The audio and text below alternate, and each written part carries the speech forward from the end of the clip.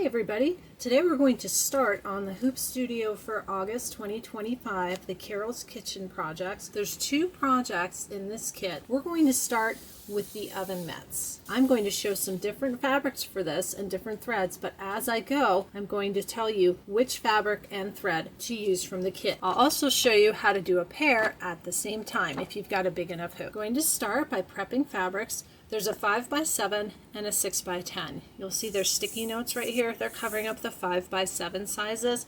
I'm doing the 6x10 sizes. I also made myself a note, the little F for fusible. I went forward in the instructions. You need fusible on the back of fabric 1 and then on the mitt lining of fabric 2. When you're using the kit, fabric 1 is the light color fabric 2 is the light blue, and fabric 3 is the dark blue. I picked 3 fun fabrics from my stash that I think are perfect for this kind of project. I've got some fabrics from Lori Holt's cookbook collection. I made a quote with this a few years ago. So fabric number 1, the pocket, which is the light colored fabric. I am using the light colored fabric, but mine has this fun print. So this is fabric 1 right here. I'll be using that for fabric 1. Fabric 2, the pocket lining, you can see that right here in the picture. I'm going to use a yellow. And then fabric 3, which is the back. Here's fabric 3 right here. I'll be using a red. Another thing I'm changing since I changed the fabric are the thread colors. You can see here the really nice embroidery detail. And this is a nice pale fabric. It's not very busy. I picked a really busy fabric because I like this fabric for the kitchen. I'm simplifying my thread selection. I'll show you what I'm using, but as we go through and do the embroidery, I'll let you know which color to use per the instructions in case you're following the kit. Right here in the instructions, there's a really good detailed picture of how this stitches out, and it gives you the colors and then the thread colors that they're using for this design. I decided to simplify mine a little bit.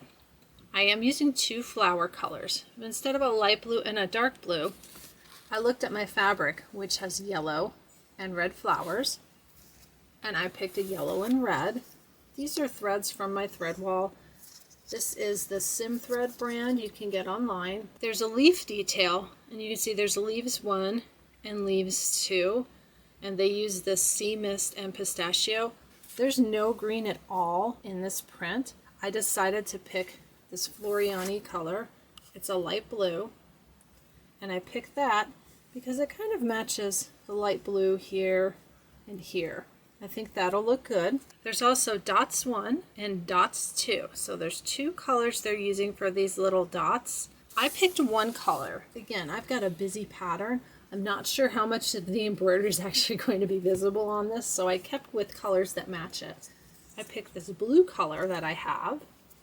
There's the color number for that. One more thread color, I forgot to show it, it was already by my machine, is this Floriani white. I'm going to use this for the quilting instead of the linen. That's my fabric and my thread. I've also prepped my batting and my Isulbright. I have double cuts of everything because I'm going to be making a pair at the same time. I already had some Isulbright on hand and I have scraps. I went ahead and used my Isulbright from my stash. And for the batting, I decided to use Wrap and Zap, which is 100% natural cotton batting instead of an 80-20 product. I like to use 100% cotton with anything that I do that is a hot pad, or especially if it's a microwavable item. If you're making a bowl cozy or something that might go in the microwave, you've got to use the 100% cotton. I also really like the way this feels. It feels a little almost heavier dutier, if that makes any sense. It's got a nice heavy feel to it. I'm going to be using a 9.5 by 14 inch hoop today. I've loaded my light mesh cutaway, hand tighten, screwdriver tighten. Let's head over to the machine. I'm on a baby lock meridian today. My files are on USB. I've got my instructions right here. Let's get started and bring up our file. It's the Hoop Studio August 2025 Caro'ls Kitchen. There's 2 choices for the oven mitt. There's a 5x7 and a 6x10. I'm going to be using the 6x10, and I'll show you how to fit 2 of those inside the 9.5 by 14 inch hoop. The first file we work with is part A. That's this one here with the embroidery. Bring that up. I'm going to hit set. Then I'm going to hit edit. I need to rotate it because if I want to put 2 in the hoop, I can't put them top to bottom like that. It's too big. I need to rotate it 90 degrees. And then I need to move it up, which I can do by using the arrows, or I can actually drag and drop with my hand. There's my first one. I'm going to hit OK. I need to duplicate this. There's 2 ways to do that. You can use this button here, which will copy it, and this button here. If I use the top button with the 1 square and the dashed square, it'll stitch out this one first and then this one underneath. I want to work on both at the same time. If I use this button with all the little squares, it'll do that for me. I am duplicating top to bottom, and I need to add this below. See how there's no room up top? So the plus sign on the bottom. There we go. And I need some space in between these. There's a button right here. It shows arrows pointing out. And you can only go so far. See, it'll stop you at some point. I don't need that much space for it. That looks good. I'm going to hit OK. I'm going to put this on my machine's memory in case something happens during the stitch out and I need to bring it back up. I've got both of them in here. I'm going to touch embroidery. You can see it's duplicating everything. We're going to do everything twice. We're going to start with the batting placement, the batting tack down, and then we're going to have the fabric placement, which is our pocket fabric. So pocket placement, pocket tack down, and quilting detail. I've got a neutral thread color on my machine. I'm going to stitch out the batting placement lines. Once you've got your lines stitched here, you want to place your pocket base batting. Your pocket base, if it's 5 by 7, it's the 5.5 by 7. If you're doing the 6 by 10, it's the 6 by 8. If you're doing one of these in a 5 by 7 hoop, yours is going to be going up and down. Remember, I rotated mine so I could do 2 in one hooping and make a pair.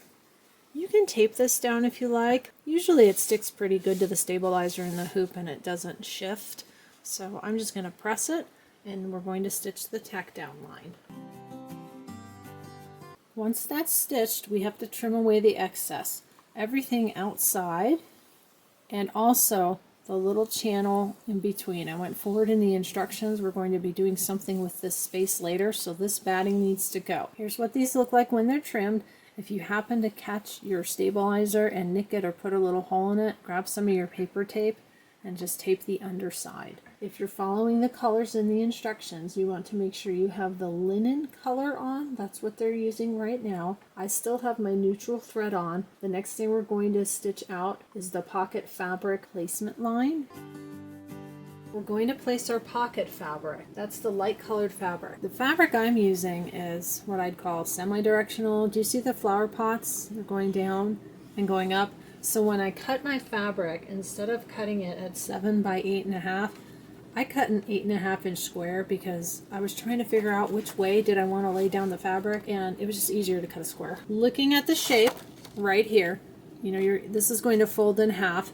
This is where your fingertips will be. It'll be kind of like that. So I need to think about how I want to place this fabric. I'd like to do that this way, so my flower pots are running up and down in that direction. I'm going to stitch the tack down line. I still have a beige thread on my machine. I'm going to go ahead and use that, and then I'll switch to my white for my quilting. Everything is tacked down. If you're following the instructions and the thread colors in the instructions, you want to have your linen thread on your machine. I have white thread on my machine. It's going to quilt both of my oven mitts.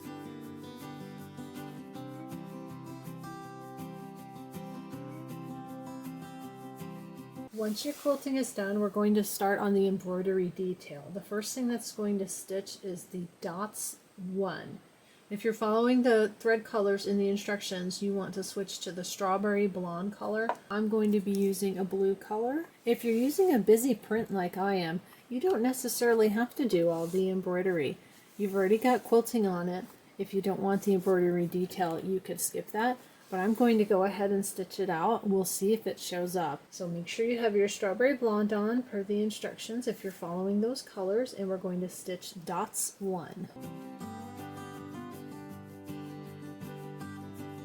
Dots 1 have stitched out. They do blend right in because I picked a matching thread. We're going to stitch out dots too. If you're following the instructions and the coloring for the kit, you want to switch to the color they're calling Tango. It looks like it's a pale pink orange color. I'm going to go ahead and continue stitching out the rest of the dots in the blue color. All of the little dots have stitched out. They do blend right in. That's one thing about using a busy print with embroidery detail. You may not see it as well. We're going to stitch the leaves 1 details. If you're following the coloring in the instructions, it's the sea mist color. I'm going to go with this light blue.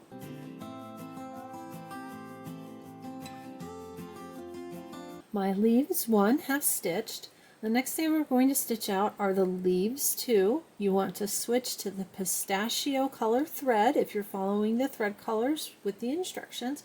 I'm going to go ahead and leave my light blue on the machine and stitch the next set of leaves. The little leaves are all stitched out. I can actually see these a little bit better, but they do blend into the fabric. Next is the flower 1 detail. That's going to be in the color cloud if you're following the instructions. The color cloud is actually similar to the light blue that I just used. I'm going to be stitching my flower 1 in yellow.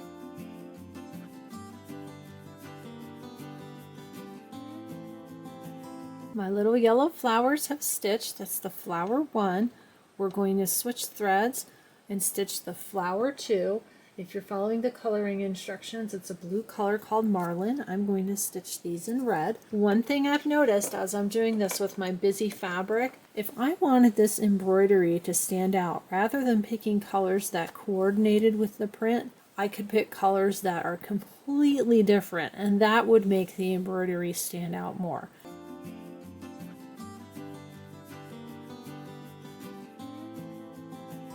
Everything is stitched. I'm coming in for a close-up to show you how my embroidery turned out. If I wanted to make this again with the same fabric and I want that embroidery detail to stand out, I would have to pick different colors, especially spots here. See how the red landed right on the red? That flower just sort of disappears right into it. Switch to your linen colored thread and we need to get our pocket lining fabric. The pocket lining is part of fabric 2, which is the light blue in the kit. We cut a pocket lining and a mitt lining. The 5x7, they're the same size. In the 6x10, the pocket lining is the 7x8.5. And when we did our fusible at the beginning per the instructions, the mitt lining has the fusible, but the pocket lining does not. So make sure you grab your correct piece of pocket lining fabric. I have my pocket lining fabric. We want it right side down, wrong side up, and we need to cover the rectangle that's stitched out. I'm going to place that there, just like that. Here's my other pocket lining fabric. Got my stitched out rectangle right there. I want to make sure to cover that. That looks good. I'm going to double check everything. Make sure you've got that rectangle of stitching covered. I'm going to take my tape that's here on the side and peel that off and add it right there to hold down these pieces of fabric just in case. And again, make sure you've got this right sides together, wrong side up. You should be looking at the wrong side of your fabric. Linen color on your machine, and we're going to stitch the pocket seam lines. Once you have the pocket seam lines and the trimming lines stitched, we're going to take our hoop off our machine and head over to the cutting table. We're here on step number 20. We've got a pocket seam line, a trimming line in the middle, and another pocket seam line. See how they show the trimming line in red? I've got my pocket seam line right here. There's a trimming line in the center, and then a pocket seam line right here. We're going to cut on the trimming line through all fabric and stabilizer. So that's the line that's in the middle. Got a little ruler here. I need to trim right along that center line. It's kind of hard to see. They had you put the color linen on, which you can probably see if you were using the blue pocket lining. I'm actually going to grab one of my little water-soluble pens from the punch needle kit, and I'm going to mark the top and the bottom so I can see where I need to cut, where each trimming line starts and ends. Remember, I've got another one here out of frame. Now I've got two little marks. That's going to help me. So I can see right where I need to stop and start my cutting. I'm going to grab my small rotary blade. That way I can be a little more exact. This is a 28 millimeter. And I can start it right there. You can do this with scissors too, but it says to go ahead and cut through all fabric and stabilizer. Make sure I'm lined up. That's better. Here we go.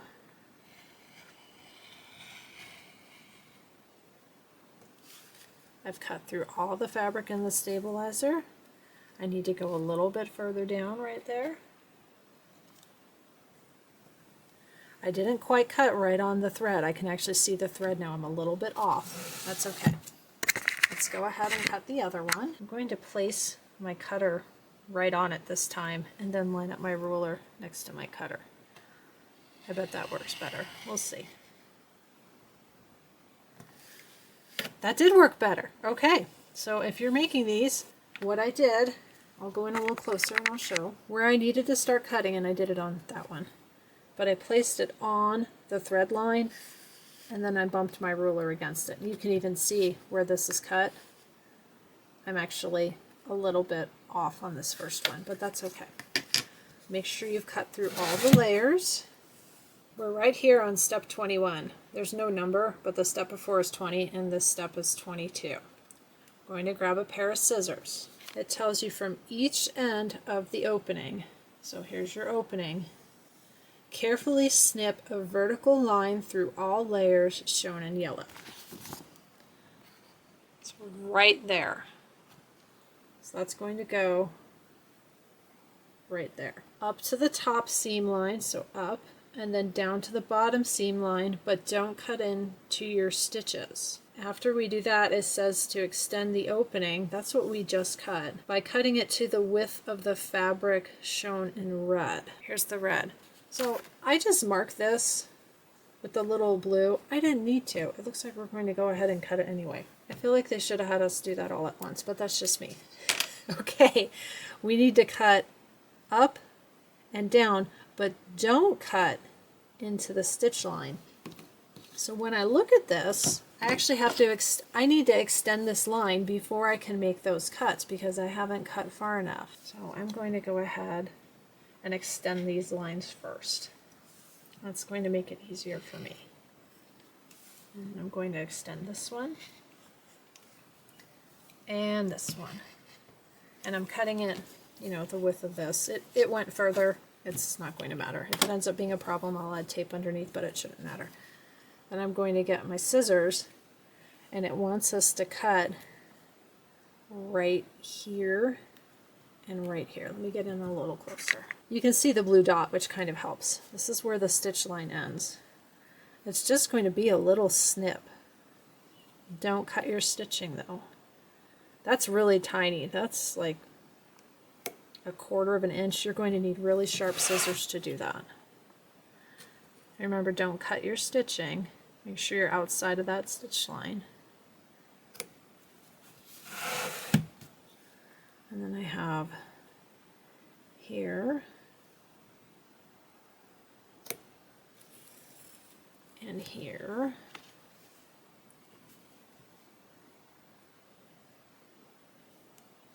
And then because I'm filming and I'm right-handed, I need to flip my hoop so I can cut the other direction. Don't cut your stitch line, just that little small snip. Let's have a look at that. So we cut the trimming line with the fabric, and then I cut the little bit right there, right there, right here, and right here. We're on step 22. It says to tuck both lining pieces, lining piece, and then these are taped, so I need to remove my tape. So you have 2 lining pieces into the opening cut in the stabilizer. So you go like this. it in, and you tuck it in.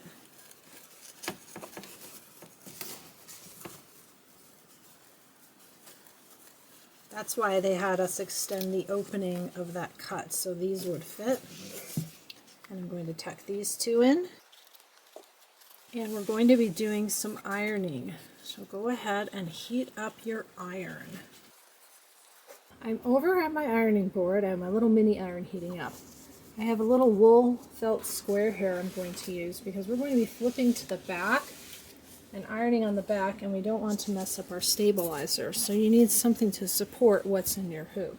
You can use a folded up towel if you don't have a wool mat. It says to pull one side of the lining fabric flat over the stabilizer with both hands. Pull the fabric taut until the pocket seam line is in the inner edge of the pocket. Be careful not to loosen and press well. Okay, so I've got a couple I'm working with. We'll start with this one here.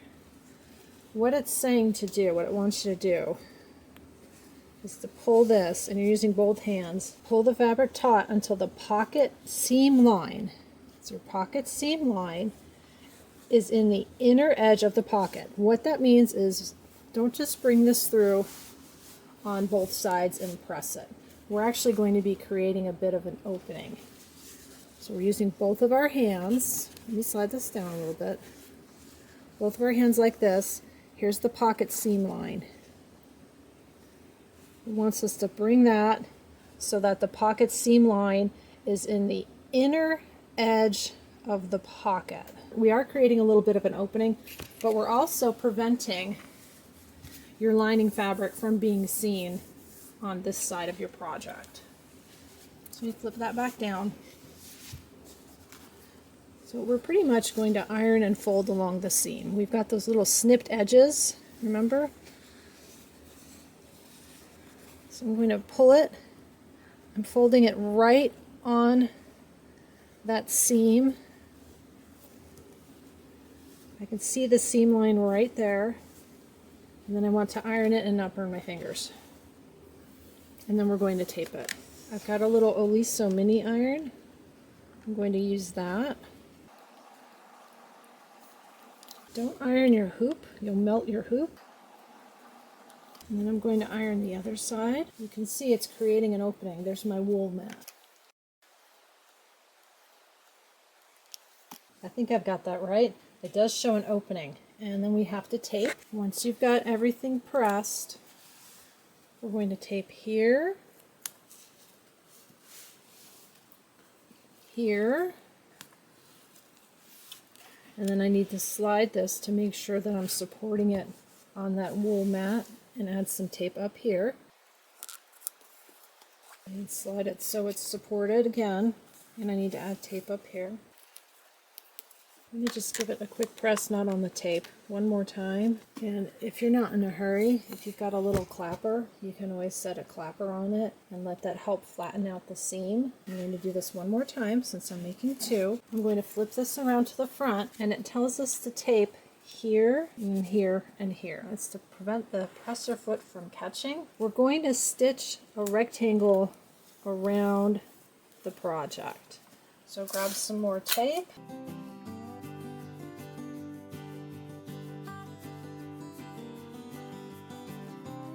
We're going to go back to the machine, and you want your linen color on the machine. We're going to stitch a pocket top stitch line.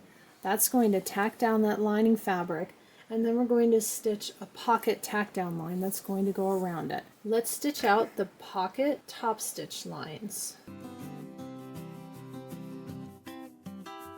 That was a nail biter. I was watching my machine, and in fact, right here and right here, I'm missing a stitch. I'm surprised that's the only spot, because I guess I must have pulled everything underneath a little too tight. You can see the top stitch going down, and then whoops, and now it's back on, it's off, it's on, and it looks like it's off here again. It's fine. They're pot holders. I'm not worried about it. We're going to stitch the pocket tack down lines. These are going to go around the outside. We are done embroidering this part of the project. Let's take our hoop over to our cutting table. Go ahead and take your project out of the hoop. It says to trim away the excess stabilizer. I think we probably also need to get rid of the tape. It might get cut away as you trim away your excess stabilizer, but if you're like me and you're kind of frugal with your materials, if you peel this off carefully, you can probably reuse it a few more times. I've got all my tape off. I'm going to cut away the excess stabilizer. You're not trimming anything at this time. I've got my 2 pockets. I'm going to go ahead and set these aside. I need to load my hoop again with stabilizer. So grab your hoop, your light mesh cutaway, get your hoop loaded, hand tighten, screwdriver tighten, and we'll go back over to the machine. We're back at the machine. We're going to stitch the back of the project. And I'm stitching the 6x10. I see that quilting again. Make sure you've got some full bobbins. I'm going to do the same thing I did last time. Load one, rotate, move, duplicate, duplicate underneath, give me a little bit of space. That looks good. I'm good to go. The instructions say to use a visible thread.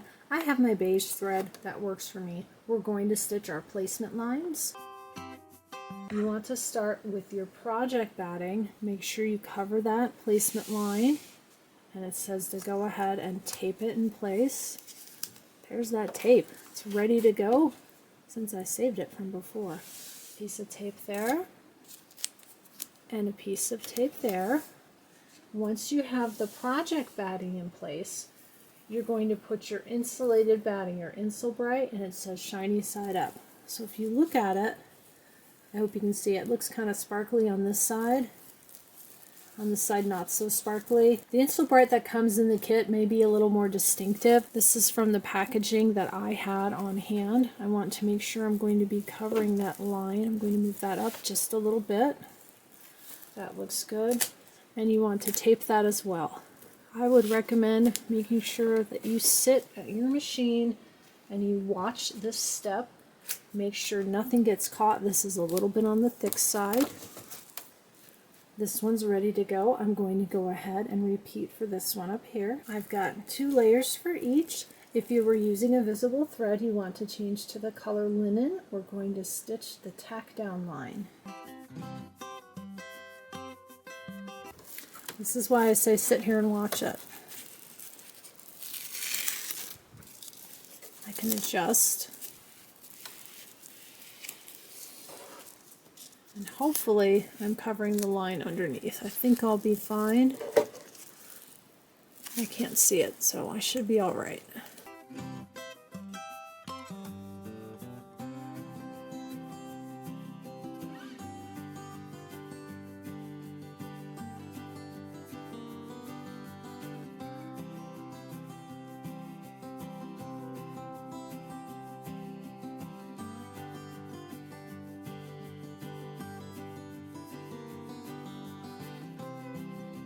Once your tack down lines have stitched, you're going to remove your tape, and you need to trim the extra Isulbright, the insulated batting, and your regular batting. So all you'll have left is your little oval. I have both layers trimmed. I'm going to stitch out the fabric placement line. It does have you stitching this out in linen.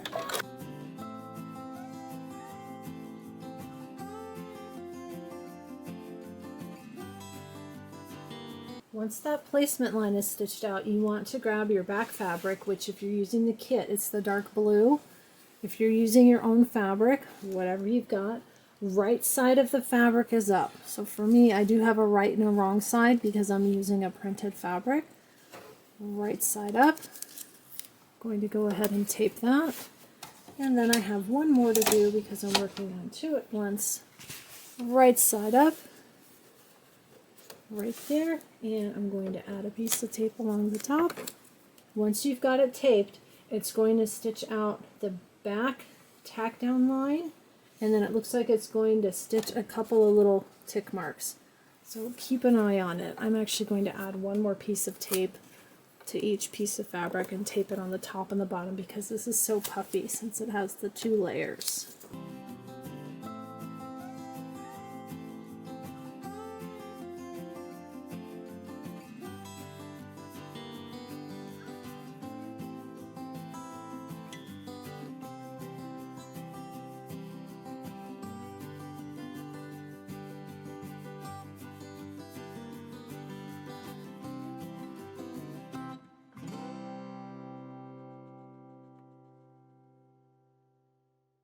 Once these are tacked down, remove your tape.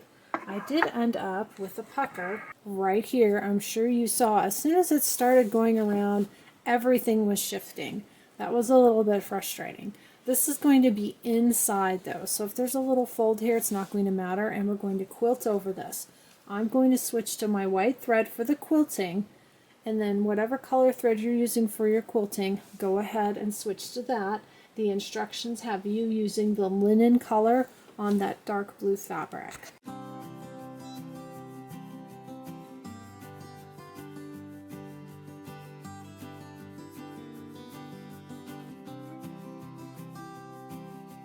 Once the two pieces are quilted, we need to take this over to our table for the next step. I'm actually going to need to separate these for the next step, so if yours are still hanging out together, go ahead and get them separated. I'm going to start with this one here. It says to place one pocket, made in part 1, right side down. Right side down. So if you're using the fabric that came in the kit, you'll be looking at the light blue fabric. Align the fold with the upper tick marks and center horizontally. Okay, the tick marks, wow, they're hard to see. I've got one here, one here, one over here, and one right there. So we're taking our first pocket. You need to be looking at your lining. Again, if you're using the kit, it's the light blue fabric. Find your tick marks. I've got one there, one there. Upper tick mark, upper tick mark, and then I've got the other one right there. It's a tight squeeze. Where your stitching ends, right there, it's going to line up right here. You've got your tick mark and the outside stitching. It's going to line up with your outside stitching line right here. So you've got that straight line and this straight line. It all matches exactly. It's an exact fit. And I can see here looking at my top stitching, I didn't quite get it together straight. It's fine. I'm going to be careful lining that up. That's close. I'm going to set this on top. This is my paper tape dispenser. I'm going to zoom out. We're going to tape this. We're going to add tape on the side. And on the other side, this is going to be in the way because I'm doing 2 in this hoop. I need to get rid of this. I'm not trimming on the stitching line. I'm just going to get rid of this extra fabric that's here so I can tape it down and see the second one that I'm working on. Make sure that this is still lined up. And make sure that's taped down really well. And then I've got a long piece to go across the top. I'm going to tape that down like that. And then it does show adding a piece of tape along the fold. I'll go ahead and tape that. I'm going to grab my next piece, and I know right away what I'm doing, and this is going to be in the way. I'm going to get rid of this extra fabric. And we're going to line this up the same. So here's your pretty side with all the embroidery. That side goes down. If you're using the fabric from the kit, you're looking at your light blue fabric. I need to find the lower tick mark. There it is. I'm going to line up just like I did before. Put that there. Line up the next one. It really is a tight fit. It's like an exact fit. So you need to line up right along those tick lines. I'm going to put my paperweight tape dispenser there. And since I'm doing 2 in 1 hooping, we'll do this again. Here's what it looks like. If you're using the fabrics in the kit, where the red is, you'll see dark blue, and where this yellow is, you'll see light blue. We're going to take this back over to the machine. The rest of the stitching is done in the linen color. The next thing it's going to stitch is a partial pocket tack down. Since I've rotated mine, it's going to stitch here. If you're stitching them up and down, it'll stitch along the top.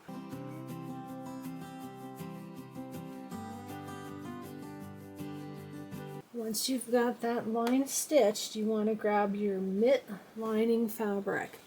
And that's the fabric that's the same color, but we had the fusible on the back of it. We want to place it right side down, and we're going to cover the entire project. Just like that.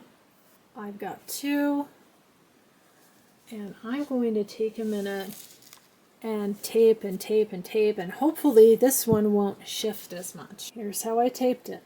I've got a long piece here, a long piece across the middle, and I've taped the sides and then across the top. I don't want this moving. Everything seems to be moving because of the bulk. Crossing my fingers, that'll be good. The next thing we're going to stitch out is the final outline. Once the final outline is stitched, we're ready to take this out of the hoop. I'm at the table. I need to go ahead and remove all of my tape and then get my project out of the hoop and then separate my 2 pieces and trim away the excess stabilizer. Everything is out of the hoop. My extra stabilizer is cut away. I'm going to show you a couple pictures from the instructions. I want you to cut a 1/4 inch outside of the line, and then they show clipping corners to help it turn.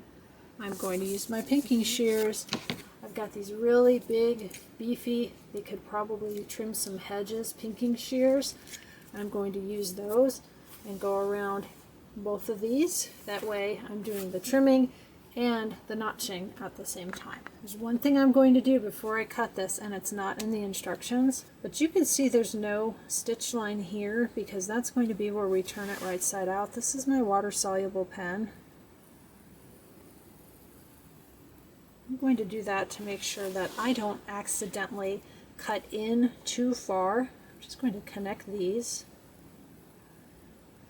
That gives me a little bit of a guide as I go around, and then I'll show you how I take off the water-soluble marker. I've got both of these trimmed. I will tell you, that's a lot to trim through. I've got really strong hands, and I was really working these scissors. I want to go ahead and remove that blue. I also forgot, the first one I trimmed really close. We're going to have to flip it and stitch it close. So the second one I remembered to leave myself a little bit extra to help me be able to close that easier. Let's remove the blue. Bottle of water, sponge brush, Kleenex. You can go run it underwater too if you want, but this always works really well for me. You can also use a spray bottle. I want to try not to get the project completely soaking wet because I'm going to finish it. I'm not going to wait for it to dry. And this is going to be turned inside out anyway, so you're not going to see the blue. This usually gets rid of it really well. There it goes. Just a little bit there, and it'll disappear as it sits. See? I went ahead and stuck them under the iron to dry it. We need to flip these right side out. It says through the opening, remove the tape. Oh, I've already removed. Oh, there is tape in there. I was going to say I removed my tape. There is tape in there. Let's go ahead and flip this through the opening right side out. I can already tell this is going to be a bear to flip. There's a whole lot of bulk here, and I'm just starting to turn it. I have big hands, so any of these projects with these teeny tiny, this to me is a small opening. This is about 3 inches. A little bit difficult for me to work with. So take your time. Remember, you have one piece. Wow. You have the one piece that you did with project batting, and then the other piece that has project batting and Isulbright. So you've got quite a big bulk. You're trying to, oh, geez, you're trying to push through this hole here. All right, little by little. I just stop and get a point turner. This is just a round metal one that my grandfather made many years ago. That way I don't poke anything through on accident. Going to be seeing the lining. I'm looking at this. Turn the project right side out through the opening. Remove the tape. Use a needle and thread to hand sew the opening closed. Yeah, that's not happening. I'm doing this on my sewing machine. But right now, you see the lining. You'll be seeing a light blue and a light blue. Then we're going to sew this closed and then we're going to flip it out to the right side. So I'm going to set this one down and turn this one. I've got them both flipped so I can see the lining. Again, if you're using the fabric from the kit, you'll be seeing light blue, dark blue. I'm actually going to take this over to my ironing board and press it and make sure it's nice and flat, and make sure I've got all the edges poked out really nice. And then once I do that, I need to seal the opening. If you're going to hand close it, you fold in the raw edges, which on this piece it's just the fabric, that's going to be very easy, but this has all this other fabric, so you'll want to fold it all down. I'm actually going to fold it down like that, and I'm going to press it on my iron, because what I'm going to do is have it all folded down as tight as I can get it, and I am going to top stitch it on my sewing machine. I went ahead and pressed that under, and I pressed this edge under. It's not perfect. I'm going to have to fuss with it at my sewing machine. I've got both of these tacked down. You can see it's not the prettiest job. Definitely leave yourself some extra fabric for this opening. I think I'm going to try and remember next time there's one of these projects, I'm going to leave myself an inch of fabric. That way I can fold it and tuck it, and it'll lay nice and flat, and I'm not at my machine trying to like jam it all underneath and being careful not to sew over my fingers. Let's flip these right side out. Alright, here's the big reveal. I did press them on the ironing board. They look good. This is a great fabric for this project. Let me bring this up so we can look at the embroidery. My embroidery does blend in because I use the same colors for my threads as I have on the fabric, the print of the fabric. If you want that to stand out, contrasting colors would be better. So when you use them, they fold like this. You know, everybody who uses these is going to do that. These would be really fun to make, like to make them pink, and to put a little piggy snout right here and a couple little eyes, and then to attach a couple little piggy ears, or you could make them frogs, salamanders, lizards, any kind of animal you want. Let's try this one. Now you can sit in your sewing room and have a conversation with yourself. Hey, that sounds really exciting. You know what the best thing is about talking to yourself? What's that? You're always right. I couldn't resist. I had to do that. Okay, here we are. These are all done. I hope you've enjoyed making the Hoop Studio oven mitts with me. When my fabric kit arrives, I'll make the pot holder. I have made a pot holder in the hoop. I'll link that in the description box below so you can see what that looks like. I recommend making the 6x10 size if you can. I can't imagine these being smaller. I do have really big hands, so if you make this in the 6x10, that's how big my hand is. Honestly, they do fit, but they could be a little bit bigger, but they'll be good for grabbing things with. Make sure to like, subscribe, and share. You don't want to miss any of the fun. I'll be bringing you lots more Kimberbell projects. I hope you've enjoyed this video. Let me know what you think of my choice of fabric and how that worked out for you watching this as a tutorial. I wanted to get this out as fast as possible, so I didn't wait for my fabric to arrive. Let me know how your oven mitts turn out. See you next time.